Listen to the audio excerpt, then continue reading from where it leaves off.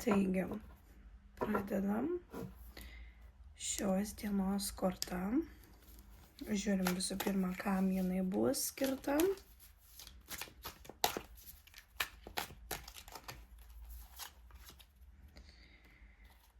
Žmogui, kuris skaičiuoja, kurio santykiuose gali būti toksiškas bendravimas, gali būti priklausomybės ir pinigų praradimas. Tas žmogus, kuris prarado pinigus. Arba išleido. Gerai, toliau žiūrim, kam tas, kuris myli, kuris gali būti, turi priklausomybę arba alkoholiui, arba aplamai turi priklausomybę kažkokią. Ir kortos nurodo, kad tai meilės korta.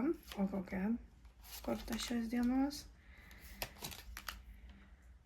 Nebūkite atsiskyręs, kortos nurodo, nebūkite atsiskyręs atsiskyrusi, nes kitu atveju nebūsit pastebėtas ir jeigu nebūsit pastebėtas, tai gali būti arba pastebėta, gali būti, kad bus problemų su finansais, tiesiog jas galite prarasti.